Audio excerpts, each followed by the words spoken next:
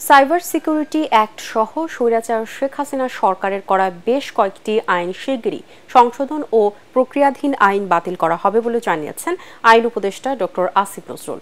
রাজধানীতে এক মতবিনিময় সভায় বক্তারা অভিযোগ করেন, স্বৈরাচারের প্রেতাত্মারা এখনও সরকারের গুরুত্বপূর্ণ জায়গায় বসে অন্তর্বর্তী সরকারের কাজে বাধা সৃষ্টি করছে। আরও জানাচ্ছেন ইয়াসিন রানা। রাজধানীর আগারগাঁয়ে এনজিও ব্যুরোতে আন্তর্জাতিক তথ্য অধিকার দিবস উপলক্ষে মতবিনিময় সভার আয়োজন করে এনজিও ব্যুরো ও তথ্য অধিকার ফোরাম। এতে স্বচ্ছতা ও জবাবদিহিমূলক সুশাসন প্রতিষ্ঠায় তথ্য অধিকারের গুরুত্ব তুলে ধরেন বক্তারা। তথ্য অধিকার আইন সংশোধন, যোগ্য ব্যক্তিকে কমিশনে নিয়োগ, তথ্য পেতে হয়রানি বন্ধ করা, রাজনৈতিক দলগুলোকে তথ্য আইনের আওতায় আনার দাবি জানান তারা। মানুষ তথ্য চায় না, তার কারণ হচ্ছে যে মানুষ জানে তথ্য চাইলে তথ্য পাওয়া যায় না, তথ্য চাইলে তথ্য চাওয়ার কারণে হয়রানির শিকার হতে হয়। মানুষ এটাও জানে যে তথ্য চাওয়ার কারণে নিরাপত্তাহীনতার ঝুঁকি সৃষ্টি হয়।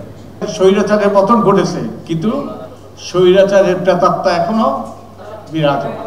একটা উপজেলায় কাজ করতে গিয়েছে, তাকে এজেন্সির পক্ষ থেকে বলা হয়েছে, ইউএনের পক্ষ থেকে বলা হয়েছে আপনার অনুমতি কোথায়। এই হয়রানি এখনো অব্যাহত আছে। এ সময় আইন উপদেষ্টা ডক্টর আসিফ নজরুল বলেন, বিচার বিভাগের স্বাধীনতা প্রয়োজন।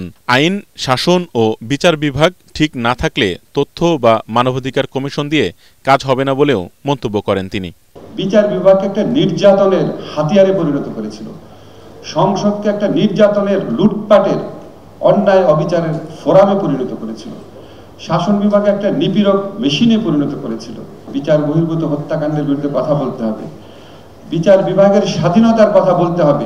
বিতর্কিত বেশ কিছু আইন বাতিল ও সংশোধনের কথাও জানান উপদেষ্টা। কিছু কিছু ক্ষেত্রে আইন সংশোধন করব এবং বিগত ফ্যাসিস্ট সরকার আমলে যে সমস্ত আইন করার চেষ্টা করা হয়েছিল বা একদম নিয়ার কমপ্লিশন স্টেজে ছিল, সেগুলি বাতিল করার চেষ্টা করব। সাইবার সিকিউরিটি অ্যাক্টটা অনেকের জনপ্রিয় দাবি হচ্ছে এটাকে বাতিল করে দেওয়া।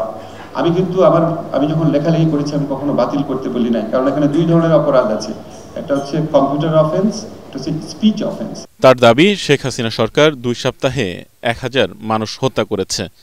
এই হত্যাযজ্ঞের সমর্থন করেছে সুশীল সমাজের অনেকেই।